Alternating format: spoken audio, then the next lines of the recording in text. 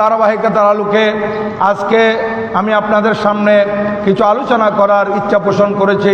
বাকি ওয়ামা তৌফিকি ইল্লা বিল্লাহ আলাইহি তাওয়াক্কালতু ওয়া ইলাইহি উনীব।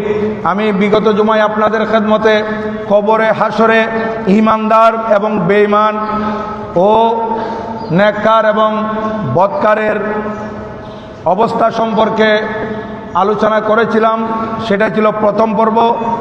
আজ আপনাদের খেদমতে এই বিষয়ের উপর দ্বিতীয় পর্ব আলোচনা করার মানুষে কোরআনুল করিম থেকে একটি আয়াত তেলাওয়াত করেছি, যে আয়াতটি কোরআনুল করিমের 16তম পারা সূরা তাহা সূরা নম্বর 20 এর 55 নম্বর আয়াত আমি তেলাওয়াত করেছি। সেখানে মহান রব্বুল আলামিন এরশাদ করেন, মিনহা খালাকনাকুম। মিনহা মানে ওই মাটি, মিনহা মিন তুরাব, এই মাটি থেকে তোমাদেরকে সৃষ্টি করা হয়েছে। ওয়াফিহা নুঈদুকুম। মিনহা খালাকনাকুম, এই মাটি থেকে তোমাদেরকে আমি আল্লাহ সৃষ্টি করেছি। ওয়াফিহা নুঈদুকুম, এবং তোমাদেরকে আবার এই মাটিতেই ফিরিয়ে দেওয়া হবে, আমি তোমাদেরকে মাটিতে নিয়ে আসব। ওয়ামিনহা নুখরিজুকুম, আবার এই মাটি থেকে তোমাদেরকে আমি আল্লাহ বের করব তারাতান উখরা, পরবর্তীবার, দ্বিতীয়বার। তাহলে যে মাটি থেকে আমাদেরকে সৃষ্টি করা হয়েছে, আমাদেরকে এই মাটিতেই যেতে হবে, এই মাটিতে আমাদের কবর হবে। এখন অনেকে প্রশ্ন করতে পারেন যে আমরা মুসলমানরা মাটিতে কবর দেই, কিন্তু হিন্দুরা তো তারা শ্মশানের মধ্যে জ্বালিয়ে ফেলে, এদের কি অবস্থা? আবার অনেকে পানিতে হাঙ্গর মাছ গিলে খেয়েছে, কিংবা কুমিরের পেটে চলে গেছে, অথবা আগুনে পুড়ে গেছে, অথবা বাঘের পেটে চলে গেছে, এদের কি অবস্থা হবে? তো বুঝতে হবে যে আমাদেরকে মাটিতে যে কবর দেওয়া হবে সেটা আমাদের জন্য কবর, আর যাদেরকে শ্মশানে জ্বালিয়ে ফেলছে এ শ্মশানে তাদের জন্য কবর, সেখানে তাদের প্রশ্ন উত্তর করা হবে। বাঘের পেটে গেলে সেটাই কবর, মাছের পেটে গেলে, হাঙ্গর কুমিরের পেটে গেলে সেটাই তার জন্য কবর, আর যদি আগুনে পুড়ে অস্তিত্বহীন হয়ে যায় সেখানেও তার কবর। এটা আল্লাহ পাক সুবহানাহু ওয়া তাআলার ক্ষমতা। যেহেতু আমার আল্লাহ সর্বশক্তিমান, আল্লাহ পাক সুবহানাহু ওয়া তাআলা যে মানুষ যে অবস্থায় মারা যাক, যেখানে তার কবর হোক, কিংবা অন্য পন্থায় তাকে জ্বালিয়ে ফেলা হোক, বা কুমির বা হাঙ্গরের পেটে চলে যাক, আল্লাহ পাক সুবহানাহু ওয়া তাআলা মুনকার নকির ফেরেশতারা যাতে জিজ্ঞাসা করতে পারে সেই স্থানগুলোকে আল্লাহ পাক কবরে পরিণত করে দিবে। এটাই কবর। এই জন্য আমার আল্লাহ বলেন, এই মাটি থেকে আমি আল্লাহ তোমাদেরকে সৃষ্টি করেছি, এই মাটিতেই তোমাদেরকে ফেরত আসতে হবে। আবার এই মাটি থেকে দ্বিতীয়বার আমি তোমাদেরকে ওয়াল বাসে বাদাল মাউত, মৃত্যুর পর আবার হাসরের ময়দান আমি তোমাদেরকে তুলব।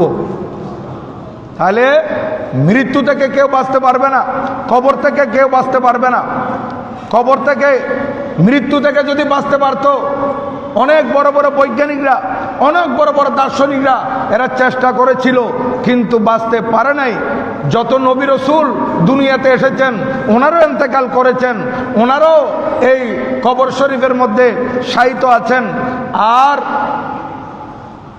মৃত্যু থেকে বাঁচার জন্য যারা চেষ্টা করেছিল, যারা বাঁচতে পারে নাই, আমার আল্লাহ সুবহানাহু ওয়া তাআলা কোরআনুল কারীম ইরশাদ করেন, আইনামা তাকুনু ইউদরিকুমুল মাউত ওয়ালাউ কুনতুম ফি বুরুজিম মুশাইয়াদা। তোমরা যেখানে থাকো না কেন, তোমরা যদি শীষাডালা প্রাচীরের ভিতর, বদ্ধঘরের ভিতর একেবারে সুন্দর নিরাপত্তা নিয়ে সেখানে লুকিয়ে থাকো, সেখানে বসে থাকো, সেখানে মালাকুল মউত তোমাদেরকে পেয়ে যাবে, মৃত্যু তোমাদেরকে ধরে বসবে। আমার আল্লাহ বলেন, কুল্লু নাফসিন যায়কাতুল মাউত। এই কথাটা আমার আল্লাহ তিন জায়গায় আলোচনা করেছেন। সূরা আলে ইমরানও বলেছেন, সূরা আম্বিয়ার মধ্যে এসেছে, সূরা আনকাবুতের মধ্যে এসেছে যে তোমরা কুল্লু নাফসিন যায়কাতুল মাউত, প্রত্যেক জীব, প্রত্যেক জীবনকে মৃত্যুর সুধা পান করতে হবে। মৃত্যু থেকে কেউ বাঁচতে পারবে না। আর মৃত্যু হলেই আমাদেরকে কবরে যেতে হবে। এজন্য আমার নবীজি ইরশাদ করেছেন যে উম্মত তোমরা বারবার মৃত্যুর কথা স্মরণ করবে, তোমরা যাই কিছু করো না কেন মৃত্যুকে স্মরণ করবে, কবরকে স্মরণ করবে, বেশি বেশি তোমরা কবর দেয়া, তোমরা কোরআনে পাকের তেলাওয়াত করবে, তোমাদের কলব আলোকিত থাকবে এবং তোমরা অসৎ পথ থেকে বেঁচে থাকতে পারবে। মানুষের কলবের মধ্যে যখন জং লেগে যায়, মানুষের কলবের মধ্যে যখন স্ফুট পড়ে যায়, তখন মানুষ গুনার কাজে দাবিত হয়। এই জন্য নবীজি উদাহরণ দিয়েছেন যে পানি পড়লে লোহার মধ্যে যেমন জং এসে যায়, পানি পড়লে লোহাতে মরিচা এসে যায়, জং এসে যায়, তখন এটা পরিষ্কার করার জন্য আগুনের ভিতর তাপাতে হয়, গরম দিতে হয়, গরম আগুনের ভিতর লোহা যখন ঢেলে দেওয়া হয় তখন লোহা থেকে জংগুলা সরে গিয়ে লোহা পরিষ্কার হয়ে যায়। অনুরূপভাবে আমাদের কলবের ভিতর যখন জং লেগে যায়, আমাদের কলবের ভিতর গুনার কারণে, পাপের কারণে, অপরাধের কারণে স্পট পড়ে যায়, এগুলা যদি আমরা পরিষ্কার করতে চাই, আমার নবীজি ইরশাদ করেন আকসিরু যিকরা হাদিমিল লাজ্জাত, এই আমার উম্মতেরা তোমরা বেশি বেশি মৃত্যুকে স্মরণ করো। মৃত্যুকে যদি আমরা বেশি বেশি স্মরণ করি তখন আমাদের থেকে এই গুনার স্পটগুলো আস্তে আস্তে সরে যাবে, দাগগুলা সরে যাবে, জং মরিচা দুর্বৃত হয়ে যাবে। এবং নবীজি ইরশাদ করেন ওয়া তেলাওয়াতিল কোরআন, এবং বেশি বেশি কোরআন তেলাওয়াত করো। কোরআন তেলাওয়াতের মাধ্যমে তোমাদের কলব আলোকিত হবে এবং কলবের মধ্যে যে জং পড়ে গেছে এটা পরিষ্কার হয়ে যাবে। আর কলব যখন পরিষ্কার হয় তখন মানুষের কাছে ভালো কথাগুলো শুনলে আমল করতে ইচ্ছা করে। আর যখন মরিচা পড়ে যায়, জং লেগে যায়, তখন আর ভালো কথা মানুষকে আসর করে না, তখন মানুষ সবসময় খারাপের দিকে চলতে থাকে। বুঝতে হবে মানুষ যখন অন্যায়ের পথে চলতেছে, মানুষ যখন বিপথে চলতেছে, মানুষ যখন খারাপের রাস্তায় যাচ্ছে, তখন বুঝতে হবে তার কলবের মধ্যে মরিচা পড়ে গেছে, তার কলবে জং ধরে গেছে, যার কারণে সে গুনার দিকে ধাবিত হয়েছে। তার কলব যদি পরিষ্কার থাকতো, আজান শোনা মাত্র মসজিদের দিকে চলে আসতো। এই বন্দা নেক আমল করতো, এই বন্দা কোরআন তেলাওয়াত করতো, এই বন্দা সদকা খায়রাত করতো, ভালো আমল করতো, যদি কলব পরিষ্কার থাকতো। তাই জং আমাদের কলবে পড়বে, আমরা গুনাহ করতেছি, সগীরা গুনাহ, কবিরা গুনাহ, অনেক গুনাহ আমাদের থেকে হয়ে যাচ্ছে। এগুলোর কারণে আমাদের কলবে যে স্পট পড়ে যাচ্ছে, কালো দাগ লেগে যাচ্ছে, এগুলো আমাদেরকে পরিষ্কার করতে হবে। বেশি বেশি মৃত্যুর কথা, কবরের কথা এবং বেশি বেশি আমাদেরকে কোরআন তেলাওয়াতের মাধ্যমে, এই কোরআন তেলাওয়াত করে কবর এবং মৃত্যুর কথা স্মরণ করে করে আমাদের জংকে পরিষ্কার করতে হবে। কারণ আমরা এই মৃত্যু থেকে বাঁচতে পারবো না। কিতাবের মধ্যে আসতেছে, এটা সচ্চে হেকায়েতের মধ্যে হযরত আল্লামা আবুন নূর বশির রহমতুল্লাহ আলাই লিখেছেন এবং আরও বহু কিতাবে এসেছে যে হযরত সৈয়দনা সুলাইমান আলা নবিয়ানা আলাইহিস সালাতু ওয়াস সালাম, উনি তো আল্লাহর নবী ছিলেন এবং সারা পৃথিবীর বাদশাহী আল্লাহ পাক ওনাকে দান করেছিলেন এবং উনি জীবজন্তুর ভাষা বুঝতেন, বাতাস ওনার কথা মানত। বাতাসকে উনি ডাকলে আসতো, আর উনি এক জায়গা থেকে এক জায়গায় যেতেন, বাতাসকে আহ্বান করতেন, বাতাস ওনার সিংহাসনকে উড়িয়ে নিয়ে যেত। এখন হুজুরের দরবারে একজন ব্যক্তি বসা, সে দেখতেছে বাইর থেকে একজন মানুষ এসা তার দিকে তীক্ষ্ণ দৃষ্টিতে তাকাচ্ছে, বারবার তাকে দেখতেছে। তখন ওই লোকটা যখন সরে গেছে, যার দিকে তাকাইছে সে হযরত সুলাইমান আলাইহিস সালামের দরবারে দৌড়ে আসছে, হুজুর আমার ভয় লাগতেছে, আমার দিকে যে তীক্ষ্ণ দৃষ্টিতে তাকাচ্ছিল মনে হচ্ছে তিনি মালাকুল মউত হবেন, তিনি মানুষের সুরতে আসছেন, ফেরেশতা, তিনি মালাকুল মউত হবেন। হুজুর আমার ভয় লাগতেছে, আমি মরতে চাই না, আমি বাঁচতে চাই।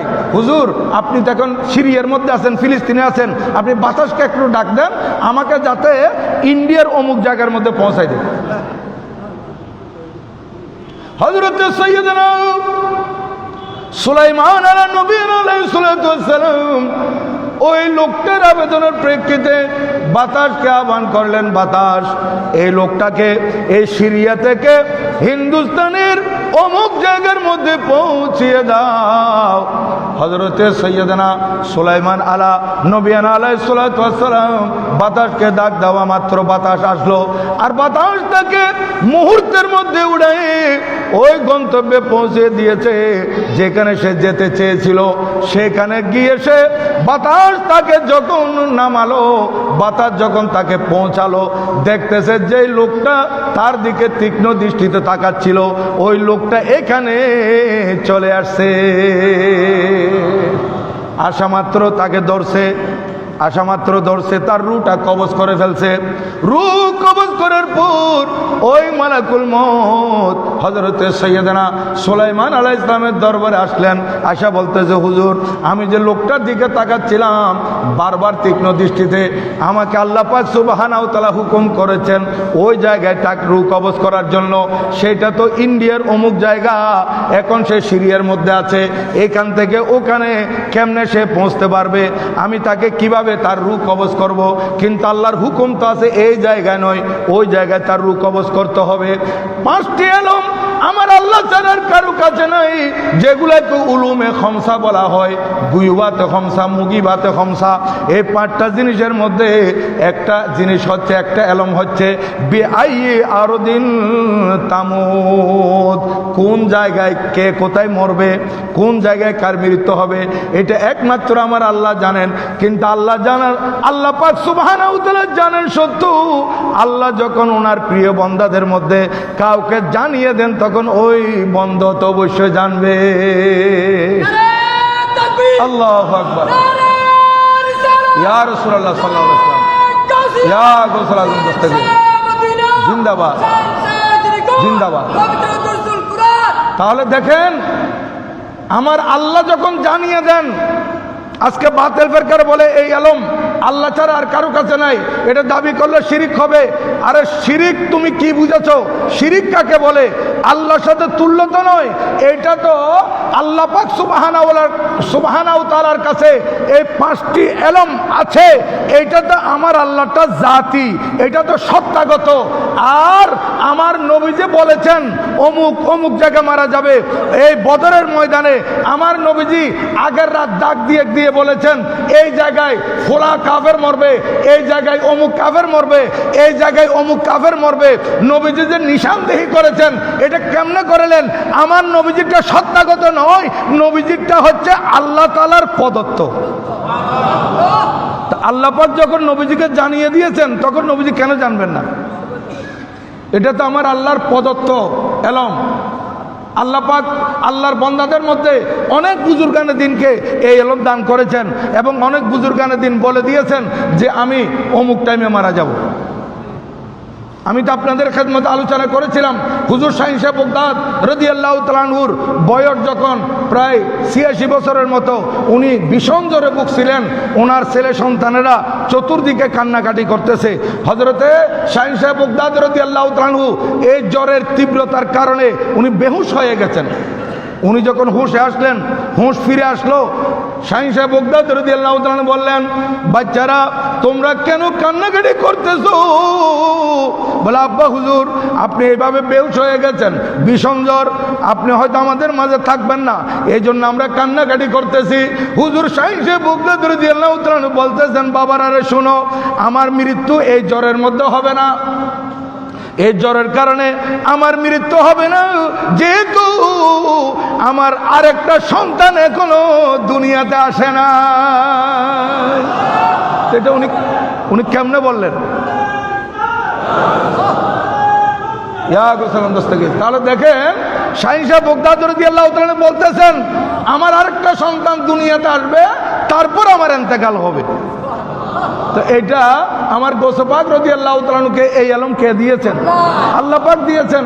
আল্লাহ পাক যখন জানিয়েছেন, তখন আল্লাহর প্রিয় বান্দারা জানতে পারে, নতুবা এগুলো আমার আল্লাহর কাছে রিজার্ভ ইলম, এগুলো আর কেউ জানে না। কিন্তু আল্লাহ পাক যখন জানান, তখন জানে। তাহলে ওই মালাকুল মউত আয়েশা বলতেছে, হুজুর, আমি ওর দিকে তাকাচ্ছি যে ওর রূহ কবজ করবো আমি অমুক জায়গায়, কিন্তু সে আপনার দরবারে বসা, আমি এটা নিয়ে টেনশন ফিল করতেছি আর বারবার তার দিকে তাকাচ্ছি।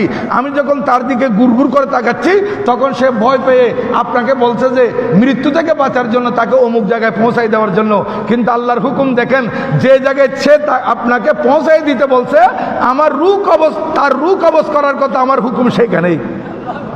তা আমি দেখতেছি সে জাস্ট টাইমে ওখানে পৌঁছে গেছে। আমি তার রূহ কবজ করে ফেলছি, তাহলে বাঁচার কোনো উপায় নাই।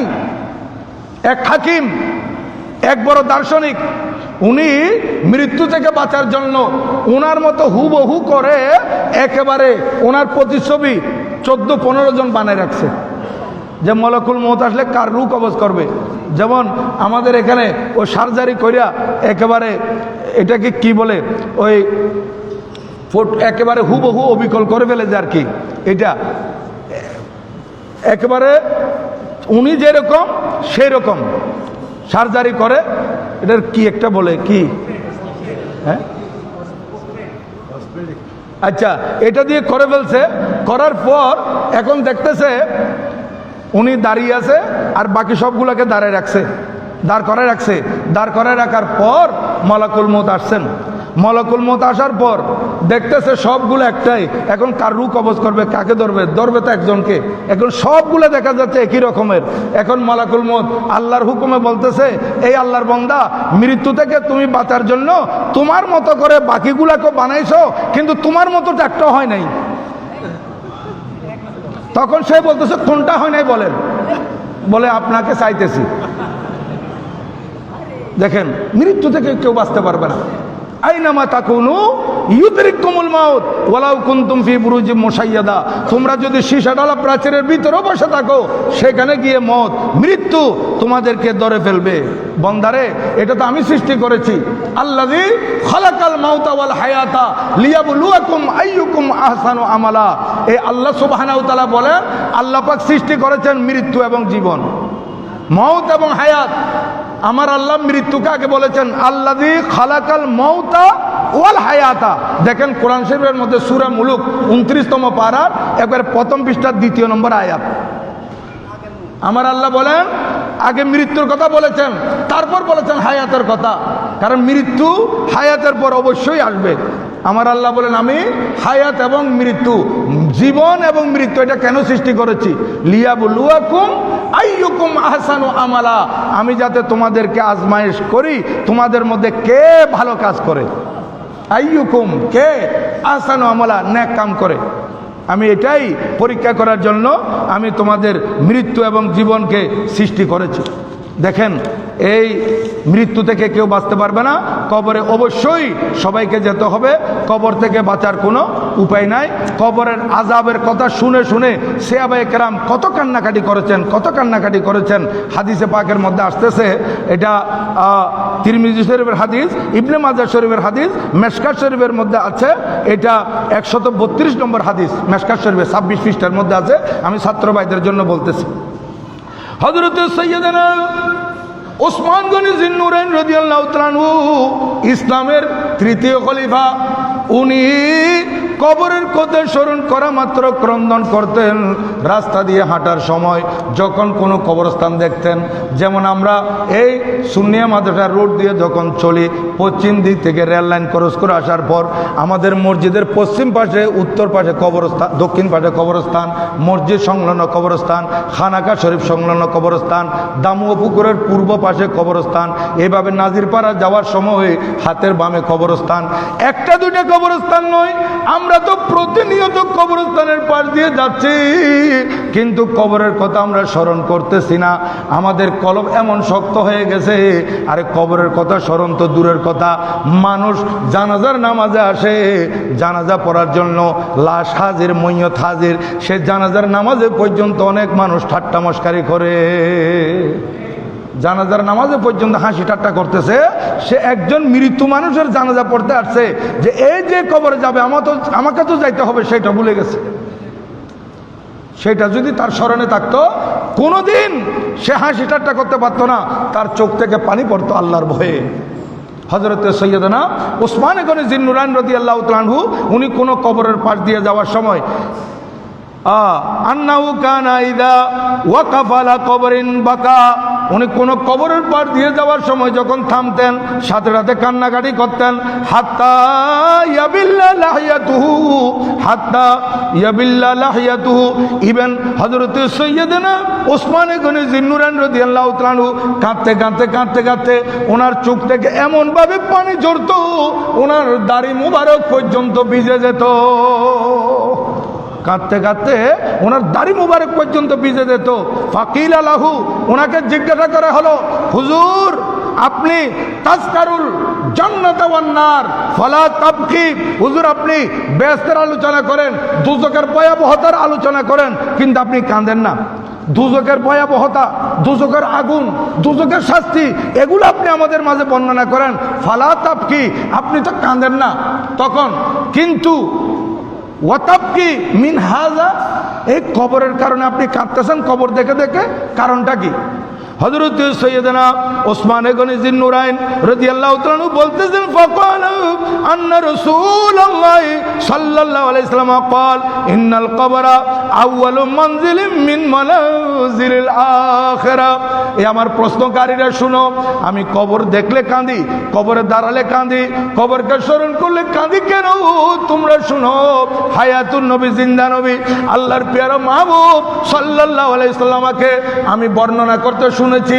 আল্লাহর নবী ইরশাদ করেছেন, এই কবর হচ্ছে আখিরাতের যত মঞ্জিল হবে, পরকালের যত ধাপ হবে, পরকালের যত স্টপেজ হবে, পরকালের যত স্তর হবে, স্তরগুলোর মধ্যে, মঞ্জিলগুলোর মধ্যে কবর হচ্ছে সর্বপ্রথম মঞ্জিল। কবরে অনেক ধাপ হবে, অনেক স্তর হবে, একটা থেকে একটা, একটা থেকে একটা পাড়ি দিতে হবে, কঠিন অবস্থা।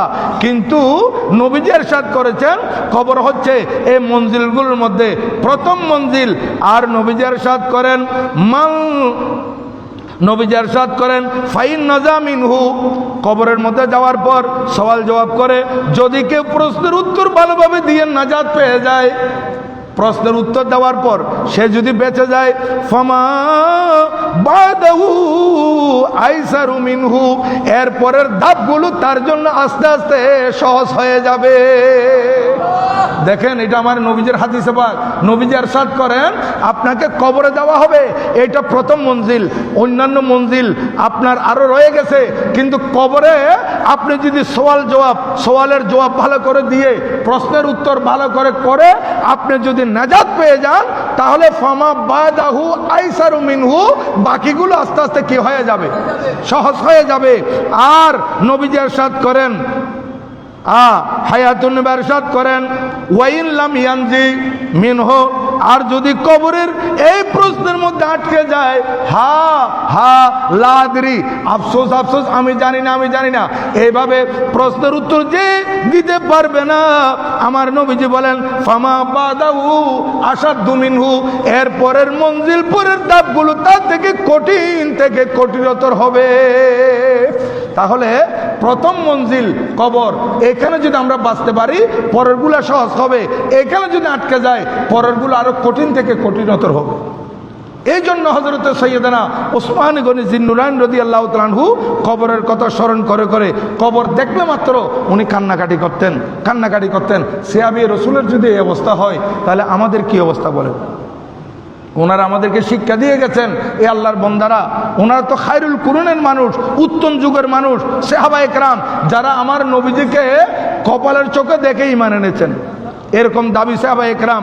ওনারা কাঁদতেছেন এবং উনি আরো বলতেছেন, وقال رسول الله صلى الله عليه وسلم, রাবি হাদিস বর্ণনাকার ওসমান গনি জিন্নুরাইন রাদিয়াল্লাহু তাআলা আনহু বলতেছেন, আল্লাহর প্রিয় মাহবুব সাল্লাল্লাহু আলাইহি ওয়াসাল্লাম ইরশাদ করেন, ও আমার সাহাবীরা শুনো, মা রাআইতু মনজিরান কাতু ইল্লা ওয়াল কবরু আকতাউ মিনহু, আও কামা ক্বালা নবী আলাইহিস সালাতু ওয়াস সালাম। আল্লাহর নবী ইরশাদ করেন, ও আমার সাহাবীরা শুনো, আল্লাহ পাক আমাকে অনেক কিছু দেখিয়েছেন, দোজখের শাস্তি আমি দেখেছি, আল্লাহ পাক আমাকে কবরের শাস্তিও দেখিয়েছেন। আমি হায়াতুন নবী বলতেছি, কবরের মধ্যে যেই ভয়াবহতা দৃশ্য, এইটা সবচাইতে বড় মারাত্মক। কবরেরটা সবচাইতে বেশি ভয়াবহ, সবচাইতে বড় মারাত্মক। এজন্য বলতেছিলাম যে কবরের আযাব বড় মারাত্মক। হাদিসে পাকের মধ্যে আসতেছে, এটা সহিহ বুখারী শরীফের মধ্যে আছে হাদিস, মুসলিম শরীফের মধ্যে আছে হাদিসে পাক, মুত্তাফাক আলাইহি রাওয়ায়াত, মেশকাত শরীফের মধ্যে আছে, বুখারী শরীফের মধ্যে 218 নম্বর হাদিস, মুসলিম শরীফের মধ্যে 292 নম্বর হাদিস, আর মেশকাত শরীফের মধ্যে 338 নম্বর হাদিস। এই হাদিসে পাক আল্লাহর পেয়ারা মাহবুব সাল্লাল্লাহু আলাইহি ওয়াসাল্লাম একদা দুই কবরের পাশ দিয়ে যাচ্ছিলেন। হযরত সাইয়্যিদানা আব্দুল্লাহ ইবনে আব্বাস রাদিয়াল্লাহু তাআলা আনহুমা উনি বর্ণনা করতেছেন, নবীজি যাওয়ার পথে ফাকালা ইন্নাহুমা লা ইউআযিবান, আমার নবীজি বলেন সাহাবীরা শুনো, এই যে দুই কবরের পাশ দিয়ে যাচ্ছি, এই দুই কবরবাসীর উপর আযাব হচ্ছে। ইন্নাহুমা লা ইউআযিবানে, আযাব হচ্ছে। আমরা কেউ দেখব? আমরা কেউ দেখব না। হাদিসে পাকের মধ্যে আছে ইল্লা সাকালান, জিন এবং ইনসান ছাড়া বাকি সবাই কবরের আযাব এটা অনুধাবন করতে পারবে। এই জন্য কবরের মধ্যে অনেক সময় গরু ছাগল গেলে এগুলো লেজতলে দৌড় দেয়। কবরের মধ্যে যখন শাস্তি গরুজার বাড়ির আওয়াজ শুনে তখন এগুলো দৌড় দেয়। এরা কেন শুনে? যে তারা মুকাল্লেফ বিশারা নয়, শরীয়তের বিধিবিধান এদের উপর আরোপিত নয়, আমাদের থেকে লুকায় রাখছেন। এই কারণে যেহেতু আমরা শরীয়তের মুকাল্লেফ বিশারা, শরীয়তের বিধিবিধান আমাদের উপর আরোপিত, কিন্তু আমরা যেগুলো দেখি না এগুলো হায়াতুন নবী দেখেন। নবীজি ইরশাদ করতেছেন যে এই দুই কবরের মধ্যে আযাব হচ্ছে। ওয়ামা ইউআযিবানে ফি কাবীরিন, যদি বা গুনাহগুলা কবিরা, কিন্তু এত মারাত্মক কবিরা গুনাহ নয়। নবীজি ইরশাদ করেন বড় বড় গুনার কারণে এখানে আযাব হচ্ছে না। খুব খেয়াল করবেন, ওয়ামা ইউআযিবানে ফি কবিরিন, বড় বড় গুনার কারণে এখানে আযাব হচ্ছে না। তবে আযাব কিসের জন্য হচ্ছে? আল্লাহর নবীজি ইরশাদ করেন ফাআম্মা আহাদুহুমা লা ইস্তাতিরু মিনাল বাউল, আল্লাহর নবীজি ইরশাদ করেন এই দুই কবরবাসীর মধ্যে একজনের উপর যে আযাব হচ্ছে, ওই ব্যক্তি প্রস্রাব করার সময় সতর্ক করতো না, ডেকে বসতো না। আমাদের মাঝে অনেক মানুষ আছে বেহায়া মানুষ, যে কোনো জায়গায় বসে যায় এই সতরের কাপড় উপরে উঠাই ফেলে। কারণ সতর মানে শুধু পায়খানা প্রস্রাবের জায়গায় সতর নয়। আমি বারবার বলে থাকি পুরুষের জন্য একেবারে রান থেকে শুরু করে হাঁটু এটা সতরের অন্তর্ভুক্ত। হাঁটু, আমাদের হাঁটু যদি দেখা যায় এইটা কবিরা গুনাহ। এই জন্য আমি বলবো আমার মুরব্বীরা যারা আছেন, আপনাদের সন্তানেরা আমি দেখি রাস্তাঘাটে হাঁটার সময় হাফ প্যান্ট পরে হাঁটে। অনেক বড় ছেলে প্রাপ্তবয়স্ক হয়ে গেছে, বালেক হয়ে গেছে, এখন এই ছেলে যদি এরকম চলে এই গুনাহ আপনাদেরকে ধরবে। আপনারা এগুলো ছেলেদেরকে বলতে হবে যে হাঁটু দেখা যেতে পারবে না, হ্যাঁ 3 কোয়ার্টার যেটা পরে এটা পরে হাঁটতে পারবে।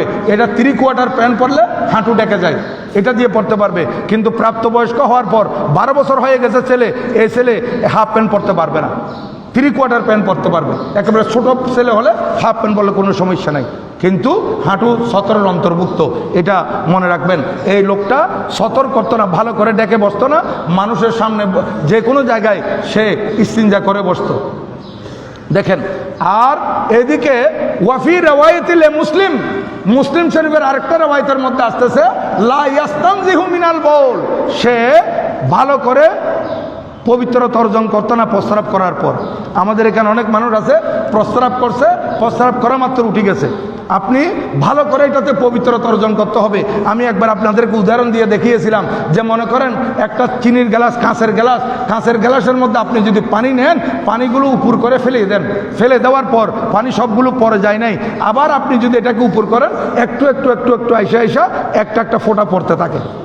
তো আমাদেরও সেই রকম, আমাদের প্রস্রাব থেকে ভালো করে পবিত্রতা অর্জন করতে হবে। রসুল পাকের জমানার লোক দেখেন ভালো করে প্রস্রাব থেকে পবিত্র অর্জন না করার কারণে কবরের ভিতর শাস্তি হচ্ছে। আর প্রস্রাব করার সময় লজ্জা শরম রেখে, নিজের হায়া রেখে বসতে হবে, যে কোনো মানুষ দেখতেছে কিনা, বা আমি ভালো করে সতর দেখে বসতে পারছি কিনা।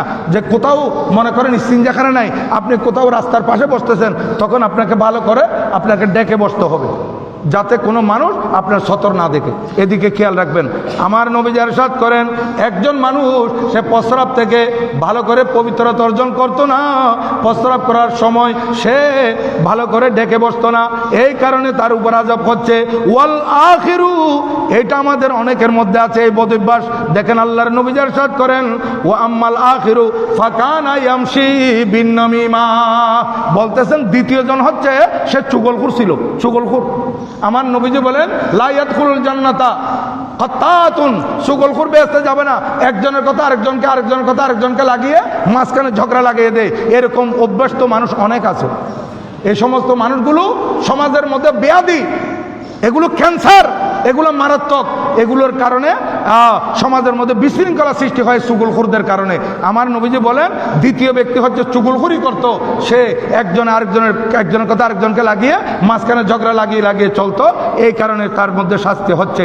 তখন সুম্মা, যেহেতু দয়াল নবী সুম্মা আখাজা জরিদাতান রতবাতান, আমার নবীজি একটু খেজুর গাছের তাজা ডাল ভেঙলেন, তাজা ডাল, খেজুর গাছের তাজা ডাল ভেঙে ফাঁসাক্কাহু বিনিসফাইন, এটাকে একটা ডালকে দু টুকরা করলেন, দু টুকরা করে সুম্মা গারাজা, তারপর নবীজি একটা ডাল গেড়ে দিলেন, সুম্মা গারাজা বেকুল্লি কবরিন ওয়াহেদাতান, এক কবরে এক ডাল, আরেক কবরে আরেক ডাল গেড়ে দিলেন। গেড়ে দেওয়ার পর সাহাবায়ে কেরাম জিজ্ঞাসা করলেন, ক্বালু লিমা সানাতা হাযা ইয়া রাসূলুল্লাহ, হুজুর এই কাজটা আপনি কেন করলেন?